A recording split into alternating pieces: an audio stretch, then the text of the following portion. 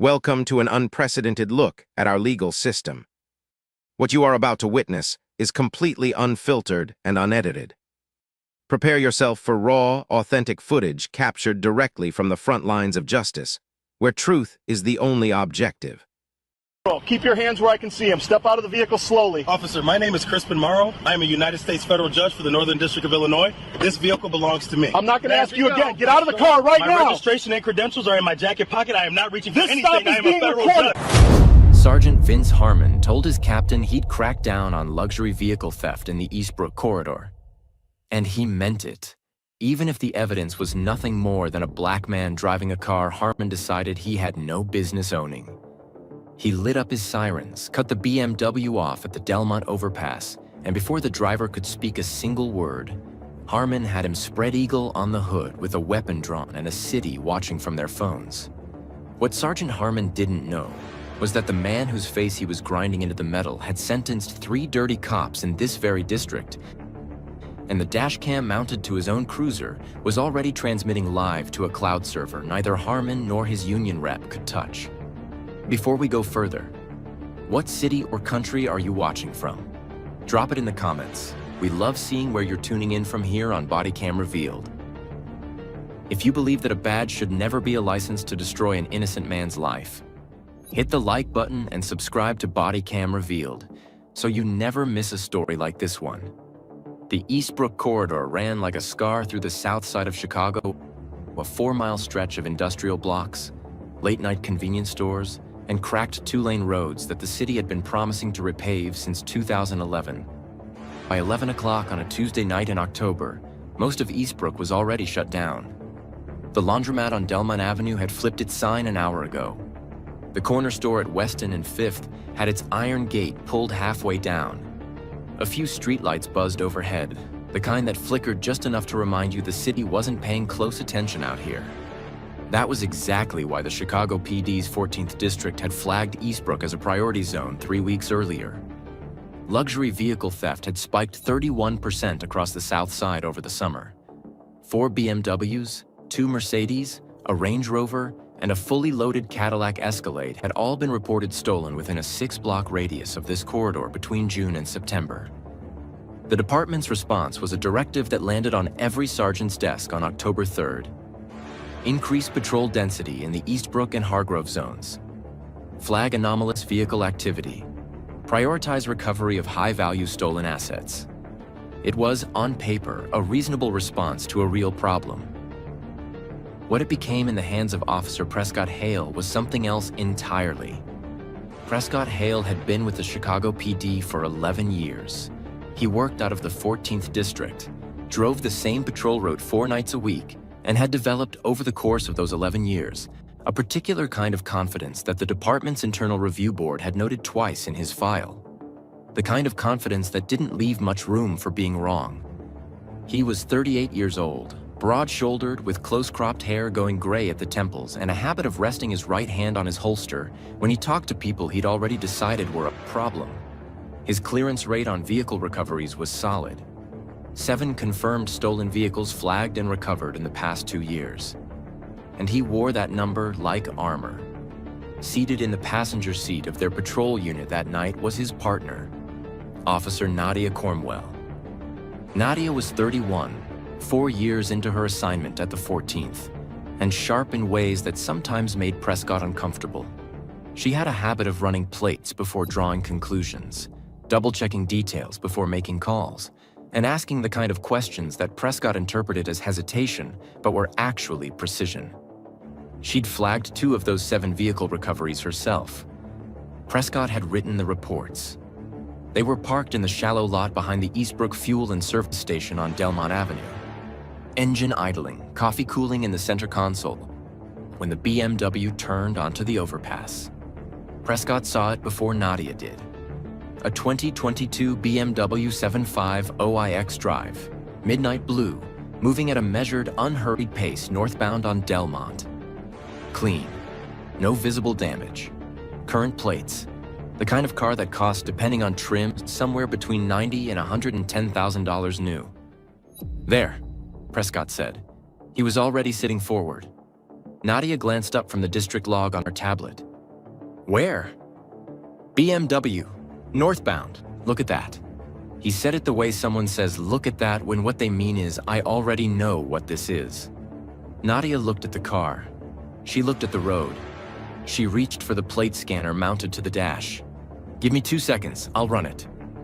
Prescott was already pulling out of the lot. Crispin Morrow was 54 years old, and he had been a United States District Court judge for the Northern District of Illinois for the past 9 years. Before that, he had spent 11 years as a federal prosecutor, and before that, he had clerked for a circuit court judge in Washington, D.C., who had told him on his last day in chambers that he had the clearest legal mind she had encountered in 30 years on the bench. He had never forgotten that. He had also never stopped working to deserve it. He was a precise man. Not cold, but deliberate. The kind of man who arrived early, read everything twice, and believed, with the particular conviction of someone who had spent decades inside courtrooms, that facts were the only currency that mattered. He stood 6 feet even, kept himself in the kind of shape that came from consistent discipline rather than vanity, and had a stillness about him that people in his courtroom sometimes mistook for detachment, until they realized it was actually absolute attention. That Tuesday night, he was driving home from the Dirksen Federal Courthouse on South Dearborn Street, where he had spent 14 hours presiding over the 3rd week of a complex racketeering trial that had the entire city's legal community watching closely. He had eaten a granola bar at his desk somewhere around 6 in the evening and hadn't thought about food since. His mind was still running through the afternoon's testimony, a forensic accountant whose methodology he was going to have questions about in the morning, when he turned onto Delmont Avenue and took the Eastbrook overpass the way he always did when heading back to his home in the Kenwood neighborhood. The BMW was his. He had purchased it 14 months ago from a dealership on Michigan Avenue, paid for it outright, and had it serviced every 6 months at a shop on 47th Street whose owner had known him for 12 years. The registration was current. The insurance was current. The plates were clean. He had the NPR affiliate playing low on the stereo. There was a travel mug of green tea in the cup holder that had gone cold somewhere around 31st Street. His robe was in a dry cleaning bag hanging from the hook behind the driver's seat. He noticed the patrol unit pulling out of the fuel station lot behind him and thought nothing of it. He kept his speed steady. 26 miles per hour on a road marked 25. His hands were at 9 and 3 on the wheel, the way his father had taught him when he was 16 years old in a parking lot in Evanston, the way he had driven every day since. He was thinking about the forensic accountant. He was not thinking about what came next. Prescott Hale hit the lights before Nadia had finished pulling up the plate query. The red and blue strobed across the overpass, washing the underside of the Delmont Bridge in sharp, repeating color. Prescott accelerated, swung wide into the oncoming lane, empty at this hour, and cut the BMW off at the crest of the overpass with a hard angle that left Crispin Morrow less than 8 feet of stopping distance. Crispin braked smoothly. No panic, no jerk of the wheel. He brought the car to a full stop, put it in park, and in the 2 seconds between the stop and whatever came next, he did what he had trained himself to do in situations that carried weight. He breathed, and he became very still. In the patrol unit, Nadia's screen populated. She looked at the plate result. She opened her mouth. Prescott was already out of the car. He came around the front of the BMW fast, one hand on his holster, the other pointing finger extended, arm straight. At the driver's side window, his voice hit the overpass concrete and bounced. Hands? Let me see your hands right now. Do not reach for anything. Crispin placed both palms flat against the inside of the windshield, visible, open, still. His face was calm.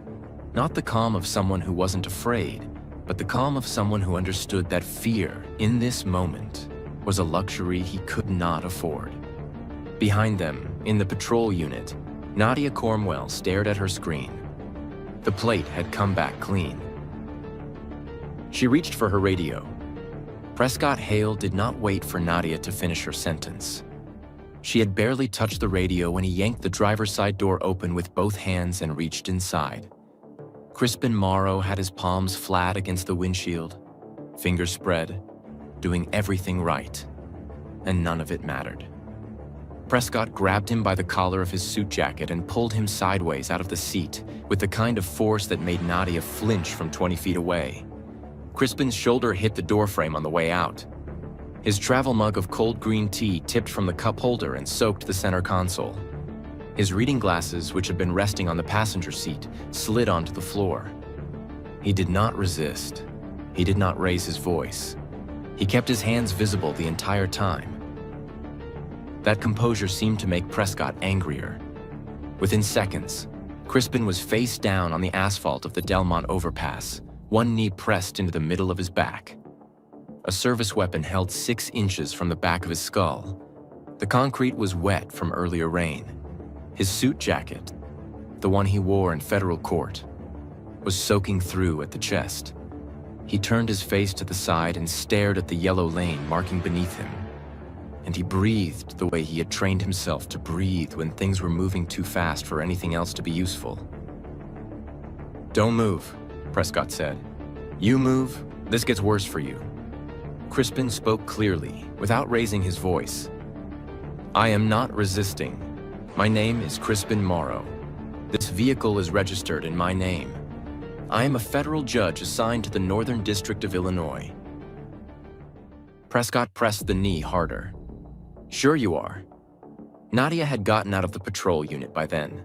She walked toward them with the measured pace of someone trying to slow a situation down without making it worse. She had been in enough street stops to know that how you moved in the next 30 seconds could determine how the next hour went. She kept her voice even when she reached Prescott's side. "Prescott," she said quietly, "the plate came back clean. It's registered. We need to slow down." He didn't look at her. "I didn't ask you to run the plate yet." "I ran it anyway," she said. "It's clear." There was a pause. Not a long one. Maybe 3 seconds. But anyone watching would have recognized it as the moment where the decision still could have gone differently. Prescott could have stood up. He could have holstered his weapon, helped the man off the ground, and turned a bad stop into a recoverable situation. He had the information. Nadia had given it to him directly, standing right beside him in plain language. He chose not to use it. "Stolen vehicles get replated," he said, and he said it like it settled the matter. "We're holding him until I'm satisfied." Nadia took a small step back. She didn't argue further, but she turned her head toward the dash cam on their patrol unit, and for just a moment she looked at it the way you look at something you're relieved is there. By this point, 2 cars had slowed on the overpass. One stopped entirely on the far shoulder. A woman in a gray Honda Civic who had rolled her window down and was holding her phone up, the screen glowing in the dark. A man walking a dog on the pedestrian path that ran alongside the bridge had also stopped. He was watching without his phone out, but he wasn't moving either. The Eastbrook overpass wasn't a busy stretch at 11 at night, but it was busy enough that what was happening on it was being seen. Crispin was aware of all of this. He was also aware, with the kind of precise legal mind that had spent 9 years processing facts under pressure, that the most important thing happening on this overpass right now was not the gun near his head. It was the red recording light on the dashcam mounted to the patrol unit, sitting at an angle that captured him, captured Prescott, and captured every word being said between them. He had handled enough misconduct cases in his courtroom to know what dashcam footage did to a case. He had seen it dismantle defenses that seemed solid on paper. He had seen officers testify with full confidence about a stop, only to have the footage show something completely different. He understood, lying face down on wet asphalt in his court suit, that the most powerful thing he could do right now was stay calm, stay clear, and keep talking. "Officer," he said, "I want to make sure you are aware that I have identification in my inside jacket pocket. My judicial credentials are in my briefcase on the back seat. I am not reaching for anything. I'm simply telling you what is available for you to verify. You'll have plenty of time to explain yourself," Prescott said. "I don't need to explain myself," Crispin said. "The plate is registered to me. Your partner already confirmed that." Prescott said nothing. What was happening to Crispin Morrow on the Delmont overpass that night was not unusual in the way that made it shocking. It was unusual in the way that made it clarifying. Men who looked like him had been stopped on roads like this one, in cities like this one, for reasons that had nothing to do with what they had actually done. And most of those stops never made the news, never produced a lawsuit, and never ended with anyone being held accountable. The difference between those stops and this one was sitting on the hood of the patrol unit, its red light blinking steadily in the dark. Inside the patrol unit, the dash cam had been recording since the moment Prescott hit the lights on Delmont Avenue. It had captured the cutoff. It had captured the exit from the vehicle. It had captured Crispin's palms against the windshield. It had captured Nadia telling Prescott the plate was clear, and it had captured Prescott's response. The audio was clean because the overpass was quiet and because both men had been speaking loudly enough for it to matter. The system the 14th District had installed 18 months earlier automatically uploaded footage to a secure cloud server every 15 minutes during an active patrol shift. Nobody on the overpass that night knew the exact timestamp of the last upload, but the recording had not stopped. Nadia walked back to the patrol unit and sat in the passenger seat. She did not pick up the radio. She did not call the stop in as an arrest, because no arrest had been made and no charges had been stated. She pulled up the plate result on her tablet again and looked at it for a long moment. Registered owner, Crispin A. Morrow. 4811 Greenwood Avenue, Chicago, Illinois. And then she set the tablet face down on her knee. She stared through the windshield at Prescott kneeling over a man in a soaked suit on wet concrete, holding a weapon on someone whose only offense was driving a car that cost more than Prescott thought he should own. She thought about the dash cam. She thought about the report she would have to write before her shift ended. She thought about what she had said, and what she had not said, and what the difference between those two things would look like later, under a different kind of scrutiny. Outside, Crispin Morrow stayed still. He kept his hands where they could be seen. He kept his voice level every time he spoke. And he waited. Not because he had no other choice, but because he understood that patience, deployed correctly, was the sharpest tool available to him right now. The dashcam blinked red. It was still recording. The radio crackled at 11:14 p.m. It came through the patrol unit speaker. Not loud, but clear enough to cut through the quiet of the overpass like a blade through still water. Nadia heard it first because she was sitting inside the car. She picked up the handset slowly, listened, and then set it back down without saying a word. She sat there for a moment with both hands in her lap. Then she got out of the car. Prescott. Her voice was flat, not urgent, not emotional, just flat in the way that told anyone who knew her that something had shifted. He looked up from where he was crouched over Crispin. What? Dispatch just ran the full verification. Vehicle owner confirmation came back. She paused. You need to hear this. He stood slowly, keeping one foot near Crispin's side like he hadn't fully decided to move yet. So tell me. Nadia looked at him directly. The car belongs to United States District Court Judge Crispin A. Morrow, appointed 2015, Northern District of Illinois. She let that sit for exactly 1 second before she added, Prescott, he told you that 20 minutes ago. The silence that followed was not dramatic. It did not echo. There was no gasp from the woman in the Honda Civic who was still recording from the far shoulder, no audible reaction from the man with the dog on the pedestrian path. The overpass just went quiet in the ordinary way that places go quiet when something has already happened and everyone present understands that the next few seconds are going to matter for a very long time. Prescott Hale stood over a federal judge he had dragged out of a legally registered vehicle, pinned to wet asphalt for 20 minutes, and held at gunpoint without a single piece of evidence, without a confirmed stolen vehicle report, and against the direct verbal advisement of his own partner. And now he was standing in the middle of the Delmont overpass with that information settling over him like concrete. He didn't move for a moment. Then he holstered his weapon. That was it. No apology, no acknowledgement. He holstered his weapon, took a step back, and said nothing. Crispin Morrow pushed himself up from the ground slowly. Not because he was hurt, though his shoulder would bruise badly by morning and the scrape along his left forearm was already darkening. He rose slowly because he was deliberate in everything he did, and because he understood that how he stood up in this moment was going to matter just as much as everything that came before it. He got to his feet, straightened to his full height, and adjusted what was left of the dignity of his suit jacket. The front of it was dark with rainwater and grit from the overpass surface. His tie had been pulled sideways. He straightened it. Then he turned and looked at Prescott Hale directly. Not with rage, not with satisfaction, just with the steady, unblinking attention of a man who had spent 9 years looking at people across a courtroom and letting the facts do the work. He said 4 words. "You heard me, officer."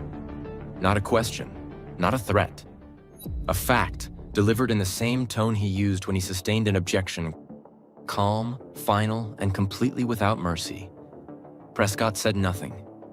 Crispin reached into his inside jacket pocket, the same pocket he had told Prescott about 20 minutes ago, and produced his judicial credentials. He held them up for exactly the length of time it took for the woman's phone camera across the road to capture it clearly. Then he put them away. He walked to his car, checked that it was still drivable, and sat back in the driver's seat. He did not speed away. He sat there for a moment, and from the patrol unit's dashcam angle, you could see him clearly through the windshield. Hands resting on the steering wheel, eyes forward, completely still. Then he picked up his phone and made a call. Nobody on that overpass would find out until later who he called. But the call lasted 4 minutes, and when it ended, Crispin put the car in drive and pulled off the overpass at exactly the speed limit. Prescott watched the BMW's taillights disappear onto Delmont Avenue heading south. Then he turned back to the patrol unit and got in without speaking. Nadia got in on the passenger side. Neither of them said anything for almost a full minute. Then Nadia spoke. "I told you the plate was clear." "I heard you," Prescott said. "Before you pulled him out of the car," she said. "I told you before." He didn't answer. He put the unit in drive. What Prescott Hale did not know as he pulled off the Delmont overpass that night was that the dashcam upload had already occurred at 11:09 p.m. 5 minutes before dispatch confirmed Crispin's identity and 3 minutes before Nadia came back to the car. The footage, all 23 minutes of it, was already sitting on the 14th District's cloud server with a timestamp that could not be altered, deleted, or explained away. He did not know that the woman in the Honda Civic had uploaded her phone footage to 3 separate platforms before she even pulled back onto the road. He did not know that Crispin Morrow's 4-minute phone call had been to the chief judge of the 7th Circuit Court of Appeals. He drove back toward the Eastbrook corridor thinking he still had time to write a report that made sense of the night. He did not have that time. The footage went public at 6:47 a.m. on a Wednesday morning. It didn't come from the department. It didn't come from a leak or a whistleblower or an anonymous tip to a journalist. It came from the woman in the Honda Civic whose name was never released, who had uploaded her phone footage to 3 platforms the night before and woken up to find that one of those uploads had been shared 40,000 times while she slept. By the time Chicago's morning news cycle started, every major outlet in the city had the clip. By noon, it was national. The video was clear. That was the problem for everyone who might have wanted to manage it. There was no bad angle, no obscured view, no moment where you could reasonably argue about what you were seeing. You could see Crispin's hands on the windshield before the door was opened. You could see Prescott pull him out. You could see the weapon. You could hear Crispin state his name, his title, and the fact that the vehicle was registered to him.